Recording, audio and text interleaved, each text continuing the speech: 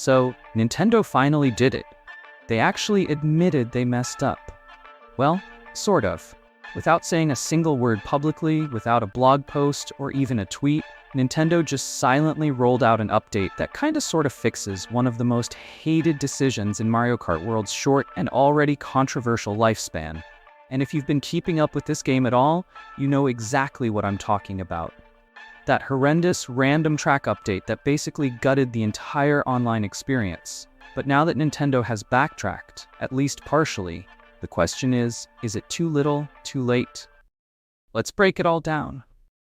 Alright, quick recap for those who don't live on Reddit. A few weeks ago, Nintendo released Update 1.1.2 for Mario Kart World. On paper, it seemed harmless, but hidden in that patch was a massive change to how random track selection worked in online VS races. Instead of serving up a healthy mix of classic 3-lap circuit races and the new open-world-style intermission tracks, Nintendo decided to force-feed players an endless buffet of the new sprint-style races, over and over. Even if you chose random, you were basically stuck in this rotation of short, weird routes across giant overworlds with barely any real racing going on, and fans were furious. The game immediately started getting review bombed on Metacritic. People flooded Reddit and Discord with complaints. Some even started demanding refunds, calling the update a betrayal of what Mario Kart has always been about: tight, competitive, lap-based racing. Honestly, I don't blame them. When your game is called Mario Kart, maybe it shouldn't feel like a weird blend of Forza Horizon and Animal Crossing tours. Just a thought. Let me tell you, this wasn't just minor grumbling, this was a full-on community revolt. Players started calling it the intermission invasion. Entire lobbies were dropping mid-race. Streamers were dunking on it. One Redditor said, and I quote, "It feels like Nintendo is allergic to fun." Another said, "This update turned Mario Kart into Mario Commute." But it wasn't just the content, it was the way Nintendo did it. There was no warning, no dev blog, no player vote, no opt-out. Just, boom, your whole online experience has changed. One morning you log in and the classic lap tracks are practically gone. And here's the kicker. Nintendo didn't say a word. Nothing. For weeks, that silence, it said more than any press release ever could. Fast forward to July 29.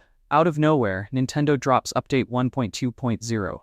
The biggest patch so far for Mario Kart World, and buried in those patch notes is this little gem.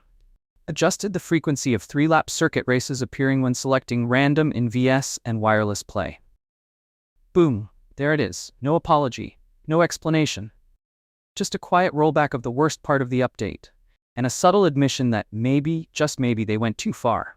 Also included in the update, AI opponents' comms were made less aggressive, item distribution was tweaked, spectator mode got some long overdue fixes, and a bunch of momentum and physics tweaks to make things feel smoother. But let's be real, the only thing fans really cared about was the return of traditional 3-lap races. So how did the community react this time? Mixed feelings, honestly. On the one hand, people were relieved. The worst of the nonsense had been dialed back. Finally, some proper races again. No more endless parade of disconnected routes that felt like demo content. But on the other hand, this still isn't a full fix. A lot of players say 3-lap races are still way too rare, even after the patch. The game still seems to favor those intermission routes. And without the option to vote for or toggle specific track types, you're still at the mercy of Nintendo's weird algorithm. It's like putting a band-aid on a broken leg. People on Reddit are saying things like, "Why can't we just have a classic mode? Let us vote like Smash or Splatoon." Nintendo is trying to reinvent the wheel for no reason. And yeah, I agree. Here's the real problem. Nintendo still doesn't understand how to run a live service game. They just don't. In literally every other modern online game, Fortnite, Call of Duty, even freaking Fall Guys, when there's a big gameplay change, the devs explain it. They break it down. They give you patch notes, blog posts, roadmaps, something. Nintendo? They just change the rules silently and hope nobody notices. And when people do notice, they go into full ghost mode. No feedback, no clarity, nothing. This is why people don't trust them with online systems.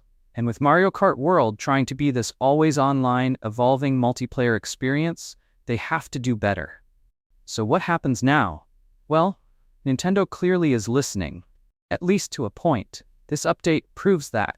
But they're still stuck in this weird in-between zone, where they want to be a modern, connected game developer, but refuse to act like one. If they want Mario Kart World to survive long-term, here's what they need to do. Give players more control. Let us choose race types or at least vote. Communicate clearly. Tell us what's changing and why. Separate classic versus intermission playlists. Stop mixing two totally different game styles. Stop pretending feedback doesn't exist. The community isn't invisible. Because let's be honest, Mario Kart World already has people calling it a dead game. And that's terrifying, considering it's the Switch 2's biggest launch title. If Nintendo doesn't step it up now, they risk losing the momentum completely. So yeah, Nintendo kind of walked back the hated update, but they did it in the most Nintendo way possible. Silently, awkwardly, and without really solving the deeper problem. What do you think? Was this rollback enough?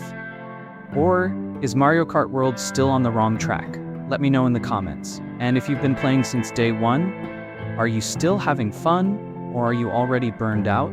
Don't forget to like, sub, and share this video if you want more honest takes like this.